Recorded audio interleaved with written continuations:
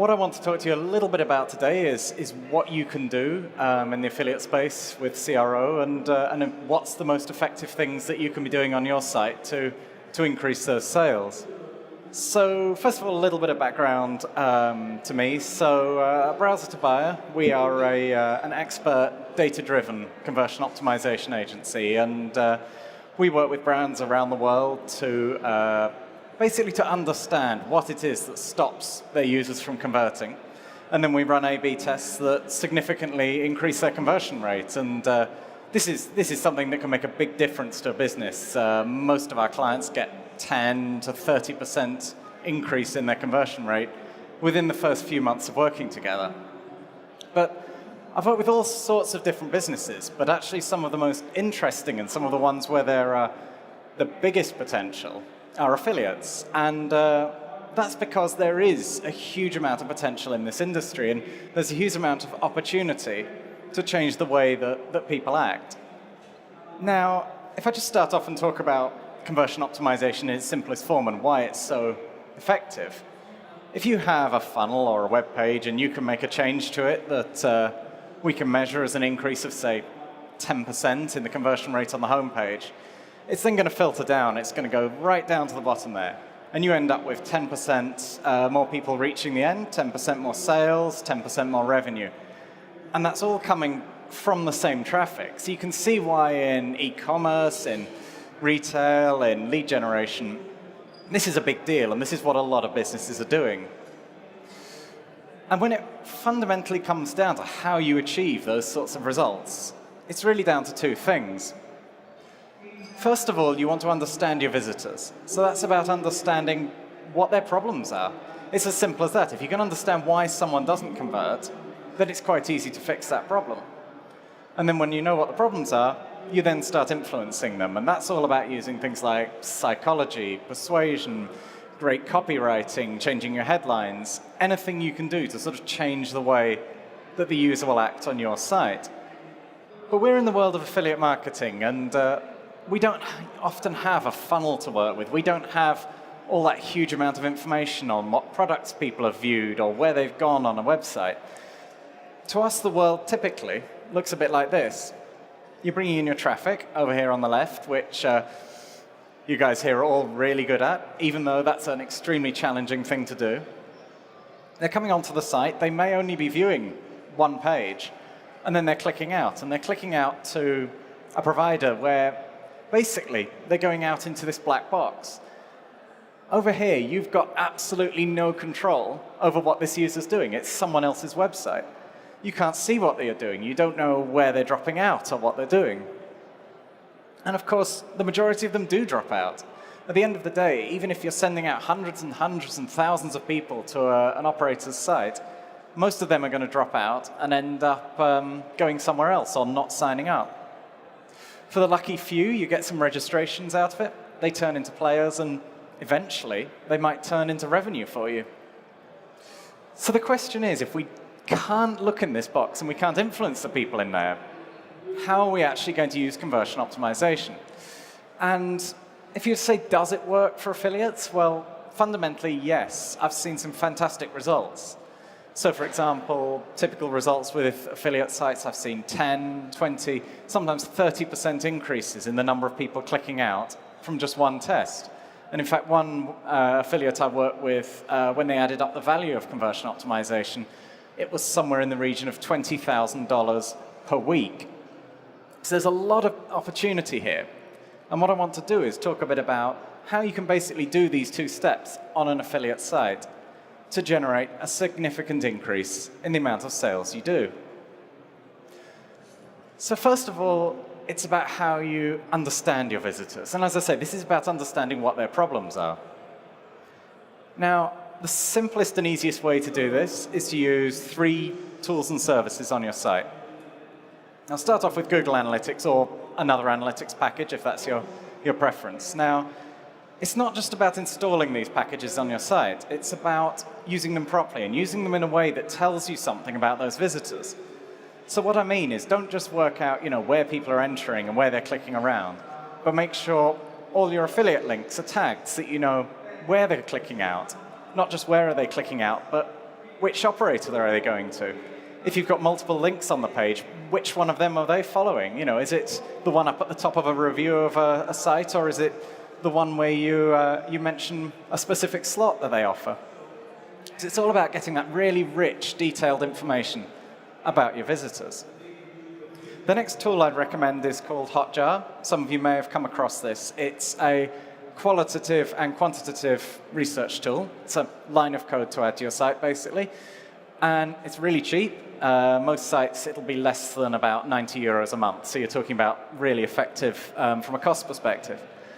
And what Hotjar will do is it'll give you so much more detailed information about what the people are doing on your site. And some of the useful things you can get are heat maps. So a heat map will show you, for example, where are people moving their mouse on the site. And this is useful because basically we move the mouse to where we look. So you can start to see things like it's this content up the top left that people are looking at. People are maybe spending quite a lot of time over here. And knowing what content that is, you can then start to find out what's interesting to your users. Is the part of a review on your site that they read the bit that explains about which payment methods the casino uses? Or is it that when someone's browsing down a comparison table, they're always looking at the number of free spins they get? So you can start using these. As I say, this is on mouse movements. You also get them based on clicks. And also scrolls, which is really important to see which information people are spending the time reading. And especially on mobile devices, are people even reading the right information on your page?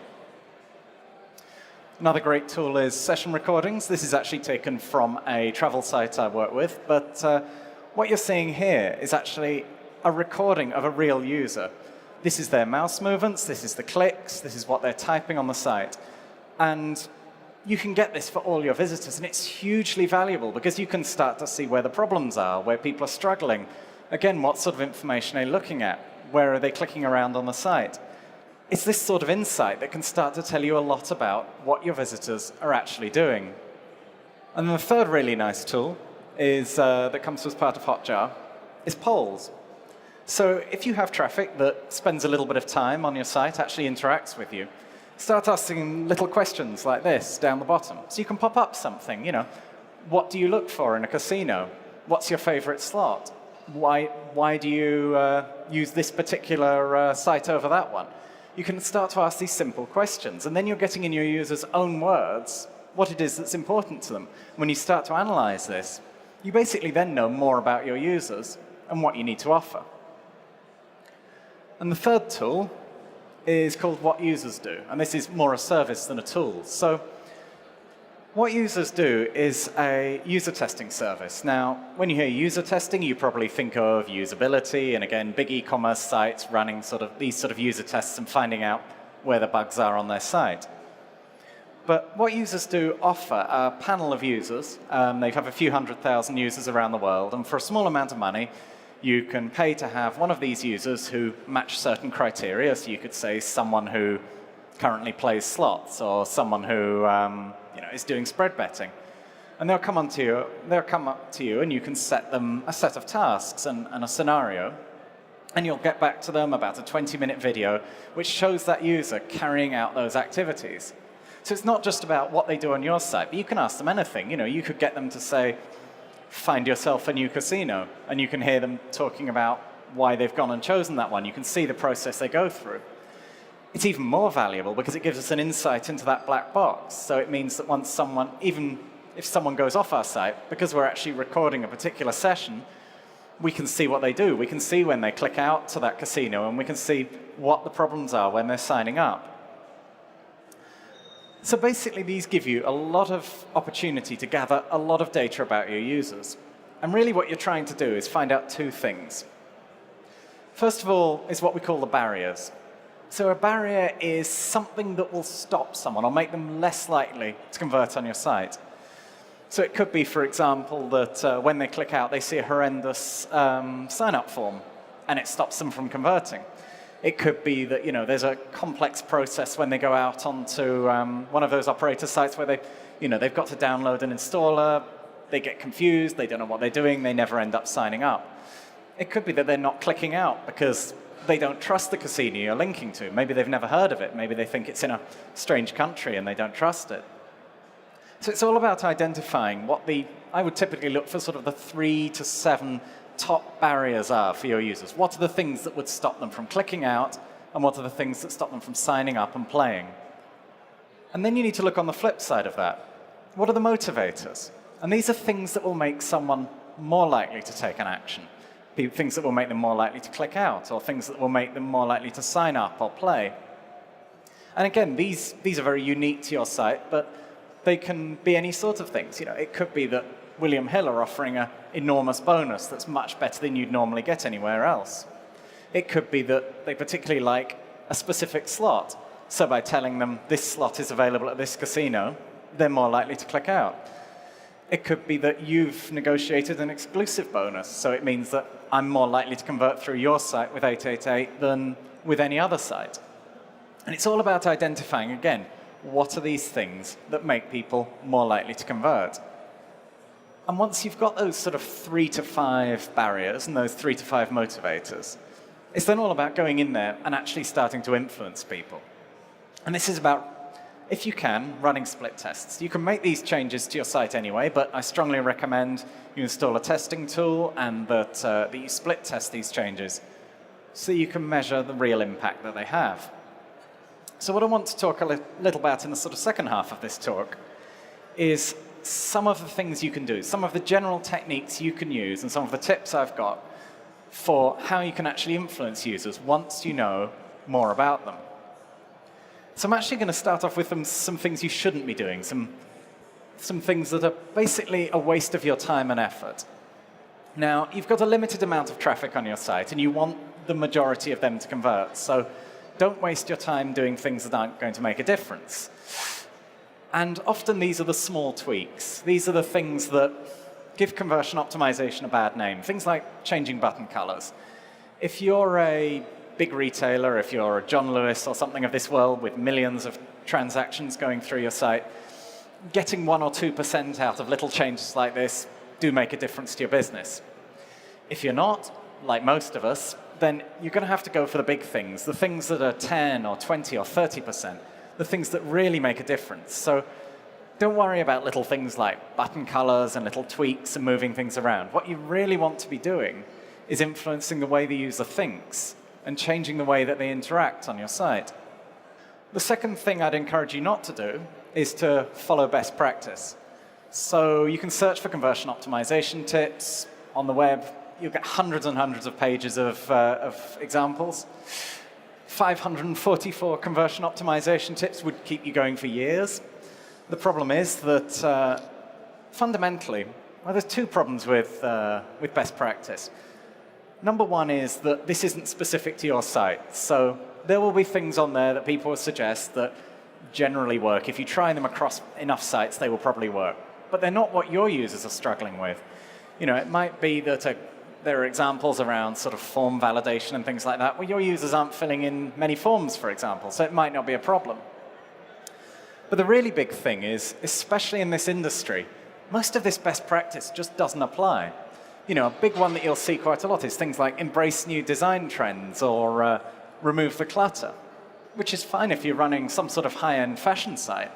But quite often, if you're a gaming affiliate, you need that authenticity. You need to be coming across as someone who's believable and that people are going to look at. And actually, these sorts of modern designs are possibly going to turn users off. So if you're not following the best practice and you're not following those little tweaks, what should you be doing? Well, the first simple thing is give the users what they want. And I've already talked a little bit about this, about how you discover what people want by using things like heat maps and polls and surveys and all sorts of things. But once you've done that, it's then about giving it to them and making that the most important thing on your site. So here's an example actually from a web hosting affiliate that I worked with for a number of years. And what they did is they offer reviews on web hosting services. And what they found is if somebody is going and looking for somewhere for their WordPress blog, the single most important thing to those users was that the host had been recommended by WordPress themselves. So once we knew this through research and testing, we could start putting that all over the site. So you can see here, we had a key feature recommended by WordPress. And Not just that, but then we started putting badges across the site, showing where WordPress, which hosts were recommended by WordPress. You start to make this more important to people, and because it's the thing that they value, it makes them more likely to convert. Here's an example, actually. This isn't a site that I work with, but you can see exactly the same sort of thing going on here. We've got an affiliate page for 888 Poker. And clearly what they believe, now whether this is through research or not, I don't know, is that easy withdrawals are the important thing to their users. So what we've got here is things that say, withdraw in just one day. We've actually got a review here that explains easy withdrawals. So because that's the thing that's important to their users, that's what you need to make sure is the key critical information that you're sharing on the site. And as you start to learn this, of course, you can start taking out the things that don't matter to people and start making sure that they're getting the really, really important things. The second thing that I'd strongly recommend doing is actually test the offers and programs that are available to you. I mean, even if you went around this hall today, you could probably find yourself 20 or 30 new deals and new casinos and new operators to be promoting on your site. So there's a major question, do you do something like this and get as many on there as possible? Someone's going to find something they like there, so they'll probably click out. Or do you go the other way, like these affiliates do, and just recommend one key offer? And this works both ways, and this is why I would encourage you to test it, because if you go this way, you can spend a lot of time selling that offer. You can benefit from things like the volume from sending most of your traffic to one casino. But of course, if they don't like Casino Land, you've probably lost them as a sale. So the first thing I'd recommend is start to look at how many different programs you want to offer to your users. And then, again, through split testing, find out which ones are actually best for your site. So I'll show you an example here. If we have two offers, one from Casino A and one from Casino B, a $300 bonus and a $1,000 bonus, what would actually happen if you split test them against each other? What if that's the one big offer that you're showing on your site? So if you put, say, 50,000 visitors through each one, you might find that, unsurprisingly, if my clicker works, there we go, unsurprisingly, that Casino B, for example, generates you more clicks. Now, quite often that's where people stop, because that's working better. But what you might find is Casino A has a much better sign-up process. Perhaps it's much more user-friendly. Perhaps Casino B makes things very difficult for people. And what you find is from that traffic, you're actually generating more sign-ups and fundamentally a lot more revenue from those customers. So what I'd strongly encourage you to do is, where possible, track all the way through to the conversions. And there's various ways to do this. And then start split testing and find out, using data, which are the best programs to be promoting, how many of them you should be doing, and which ones are best for your unique set of users. Another nice example here is, this is actually one that, this is taking off an operator site, but I've done it very effectively with affiliate sites as well. It's about gamification. I mean, at the end of the day, we're working in an industry where what people want to do is play and win. So why not offer them that opportunity? We spin to win, and amazingly, there I've won a £1,000 sign-up bonus, which is fantastic. But this brings in actually some very interesting pieces of psychology. If you do this on your own affiliate site, you say, you've played, you've won a deal with one of your partner casinos. Suddenly, people have that aspect that this is something they've won and this is something they own, and it brings in a psychological principle around things like loss aversion. Once you feel like it's my bonus and I've won it, I don't really want to give it up, so I'm far more likely to click out and I'm far more likely to convert. So not only are you creating a sort of innovative and interesting user experience on your site, but you're also making them more likely to convert. A third technique you can use here is upselling users. So again, this is something that works very well on any type of affiliate site. In this case, it was, again, in web hosting, but I'll show you an example of how you can do it in the gaming industry as well. So when you think of upselling, you start to think of people like GoDaddy. You go on to buy your domain name, and you end up getting web hosting and an SSL certificate and everything else they offer at the same time. But even if we're an affiliate and we're just talking about clicks, you can start looking at, can you upsell people from low-paying affiliates, from low-paying operators to higher-paying operators?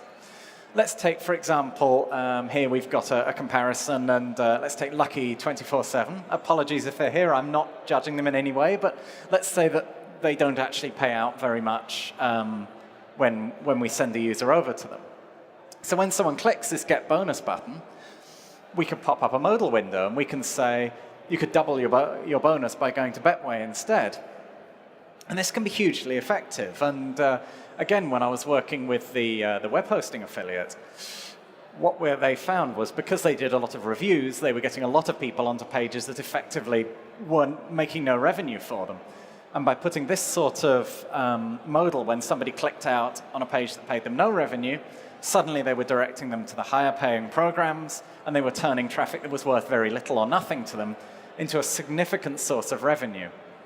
So it's starting to think about these things. Think about them in a different way. And it's not about simple things, about just, can I get someone to click? But how can I make that click as valuable as possible to my site and to my business? Another thing you can do is to try and prepare users for what's coming up. Now, I mentioned right back at the beginning, when someone clicks off your site, they go into the black box that is the casino. They go through some sort of sign-up process, and fundamentally, you have very little control over what's happening there. But if you know what the users are going to see, and of course, you can go through the process yourself, you can start to prepare them for things and prepare them for the problems they're going to come across on the way. So this is Sportingbet's sign-up form, and has stayed the same way for 4 or 5 years at least. But this is the sort of thing that can put off users. You know, there's a lot of complicated things, and they might not sign up. But if you can do things on your site to prepare them for this, you can overcome it. It's similarly with things like, as I mentioned before, if somebody's got to download and install a piece of software, that starts to bring in difficulties for them.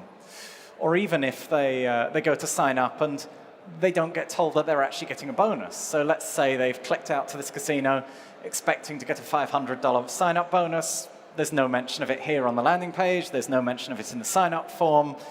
There's no bonus code in here. The user doesn't know if they're even going to get it, so they may well drop out. So what you can start doing is this sort of thing. Explain to people what they're going to experience when they get out. So, you know, explain to them to claim the bonus, click play now, install the casino, go to the cashier, and here's the coupon you need to put in there.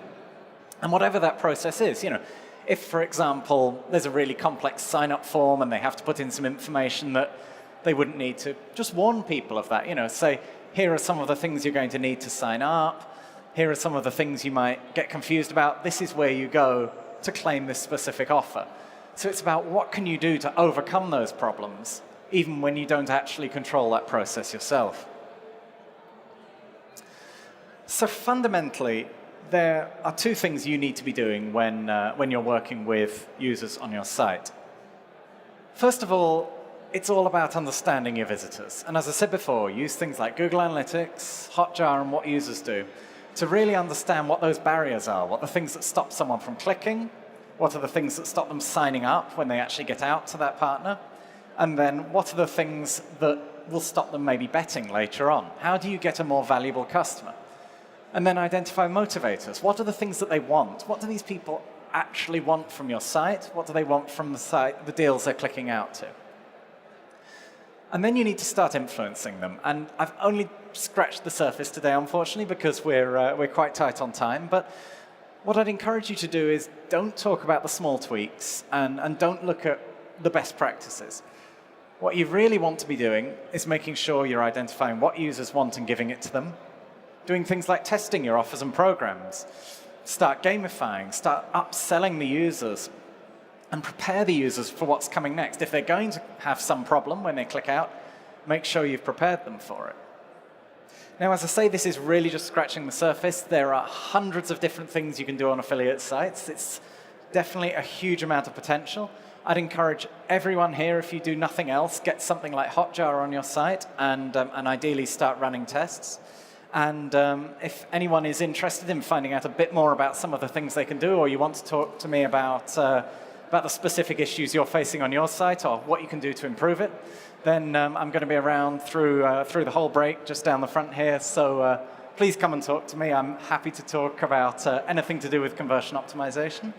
But now I'll hand over if there's any questions anyone would like to ask. So you have some questions for Dave. I find it actually, well, your summary was excellent, by the way, but I find it very difficult to take that second step, which is understanding the user, because I use the Heatmaps and I hire usertesting.com and whatever else, and I feel like when I'm hiring these services, I'm not getting results that are actually gamblers. They're just people that they've paid to come and play with my site. I get a lot of stupid feedback, and my Heatmaps don't seem to be super useful either because they all look the same. So where do you find the real data? How do you decipher what people have said that have been paid to go and review your site and turn that into something that's useful? So there's probably two things there, and yeah, it can be very challenging. And yeah, you look at Heatmaps look pretty and they look great on screen. Sometimes they won't be very useful to you, and it really depends on the type of site. Personally, I find session recordings are a lot more valuable because you're watching the real users going through there. But really, it's about trying a whole variety of techniques and working out what works best for your site. You know, you may have the sort of traffic that you can ask them a question and pop up a poll, and that answers your question for you. It might be that Heatmaps work very well for you.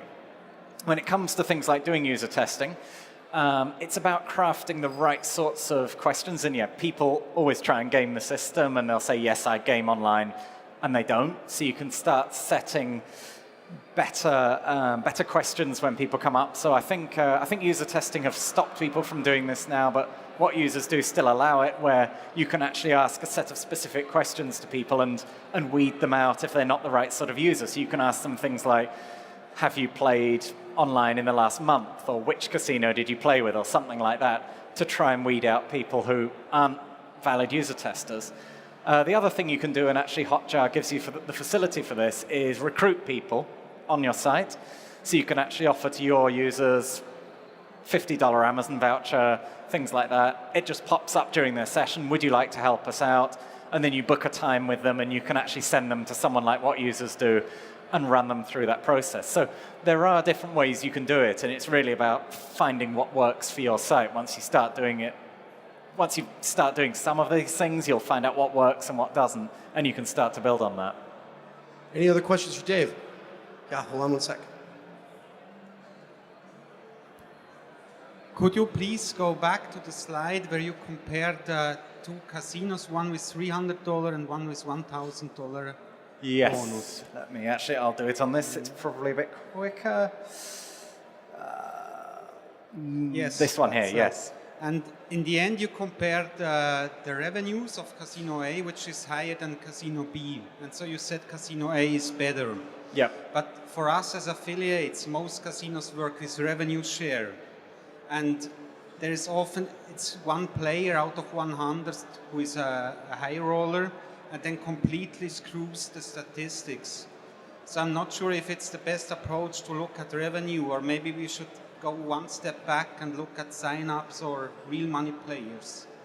Absolutely, yeah. I think it's really working out which metric is right for you. I suppose the message here is don't just look at clicks, and ideally if you're working with casinos where you can set campaign parameters and things when you send people out, what you're able to do is for every test you can start to measure that, and it might be exactly if you get one or two people skew your revenue or your revenue share because they're particularly great players or particularly bad players, then yeah, you might not find that necessarily the revenue figure is what you go by, but certainly at the end of the day what you're trying to do is generate the most players possible and the most valuable players possible. So it's finding the point on this scale where you've got enough volume to start seeing that on a basis that isn't just, I've got 3 players here and 5 players here and this one's great and this one's not. It's if there's X thousand or whatever. So yes, certainly look at sign-ups if the revenue figure isn't telling you necessarily what you're looking for because people are skewing that figure. Any last question? Yes. Hi. First of all, many compliments for the presentation. You talked about test. Yeah. after how you decide when a test is satisfactory to you? I don't know, for example, after 100 users, 1,000 users, after a couple of weeks, month. Yes, it's always a good question. And well, the simple answer would be using in your testing tool statistical significance, which it's quite an overused figure. You will look in the testing tool for 95% confidence is probably the first thing to look for. But fundamentally, there are a number of things you have to be careful of. So when you're running a test, my rule of thumb would you'd be wanting to look for about 300 to 500 actions for each variation. So if you're measuring to clicks, 300 to 500 clicks, 300 to 500 signups, whatever that is. You'll be looking for 95% confidence in the testing tool, and they will all report that, and will give you those sorts of numbers. But the other thing is, it's very important to look at things like business cycles. So if you're looking at things like, you will get different people in evenings and during the day, you'll get different people at the weekends and at different times. So work out what sort of your minimum business cycle is, which is usually a week, and then make sure you're running not just one or two of them, but ideally a whole number of them. So, if you're running a test, don't start it on a Monday and stop it on a Thursday. You want to do a full number of weeks, because otherwise you could be skewing it because traffic at the weekend is affected more by the test than others. So fundamentally, you're looking for a minimum of 300 to 500 conversions on each. You're looking for 95% confidence, and at a minimum, running it for a week, if not 2 weeks or more if you have to. But those would sort of be the numbers, the sort of starting point from my point of view. Ladies and gentlemen, a round of applause for Dave. Okay.